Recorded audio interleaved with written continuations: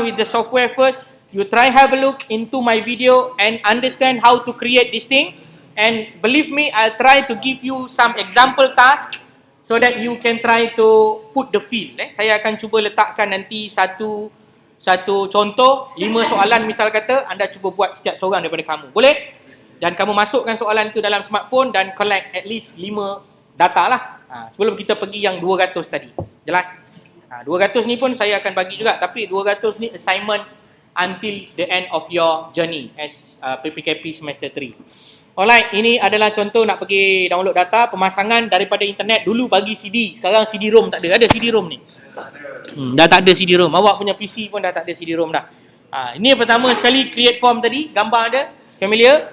Kemudian enter data, where you have to enter your data. You have 2 idea to enter your data. The first one, you can enter your data straight away from the computer. The second one, you take the form, put inside the handphone and then collect the data manually during your investigation. Or the third one is put it inside the databases and then let the people know and they are required to enter by themselves.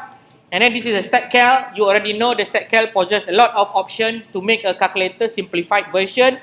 The most important thing that you will be using is actually the table 2 by 2 by n, because you want to see the stratification and the association between the exposure and the outcome of a certain people that being tabulated according to the cross tabulation table. And then you have also the component. So this is the component that I mentioned to you: enter data, data analysis, Epimap. Okay, this is the other idea. They have also the other data that are very useful for you to be used as the template. Okay, in the end of the day, by another 5 minutes, allow me to give you some demonstration how I created this thing, and then hopefully you can also create it by yourself.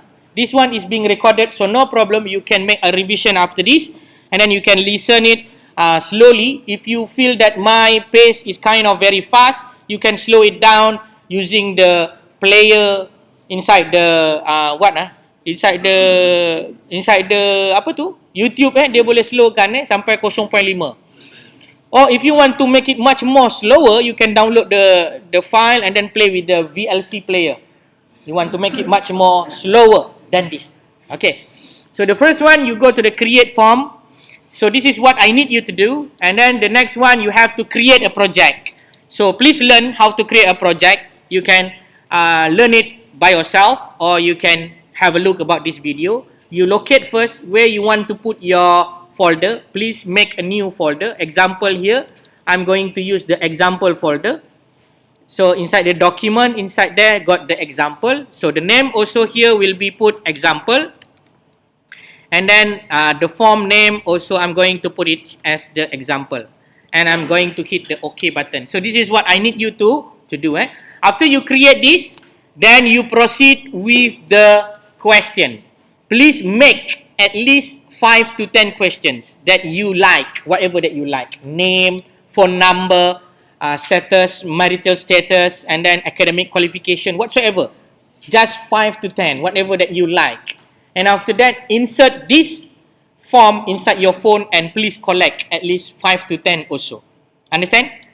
Just to give you some idea about how to use it in an efficient way. So we have a page here, we have a field. You try it by yourself. Never mind, I'm going to find the time, suitable time to really go with you one by one. Okay? But because of the constraint of time, saya tak ada masa nak buat. Tapi awak cuba buat dulu pada this Thursday. Boleh So the first one, example lah. Awak put this one, the text. Text is usually for text. Example name, kan? Name. So name, bila warna merah tak boleh pakai. So you kena letak name to, example. So you can change. Don't worry about making mistakes. Okay? When you learn with me, don't worry of making mistake. Awak dah tersalah tulis ke apa benda ke, never mind. You can explore it by yourself. And then put at least 5 question yes or no until finish lah. Example, I'm going to put here name and phone number. Example lah. Okay? So when you finish everything, then just leave it there because it will save it for you. Okay? Dia akan sendiri savekan untuk awak. So sebenarnya benda ni dah save.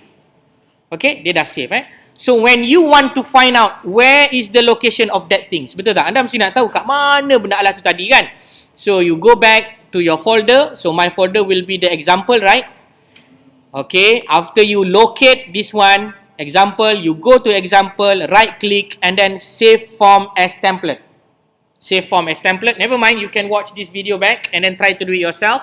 So I'm going to put it as example, and then click OK, finish. After you click it, after you finish it, and then you can go here example. Nampak? Kat bawah ni akan ada. You boleh cari dekat mana dia disimpan. So dia disimpan di sini, nampak? Epi info template form. Dekat sini ada tulis apa dia? Example. So this example that you have to copy it and then put inside where? Pandai. Inside the questionnaire tadi, dalam phone. Yang itu saya tak payah tunjuk lah. Saya nak you explore. Biarlah salah tak jadi pun tak apa. I will repeatedly give you the idea so that you will know how you want to do it correctly. If you know already, please teach or share this experience with your friend. The idea is simple. Take this example into the phone. Put inside where? Inside the questionnaire. After that, collect 5 to 10 samples.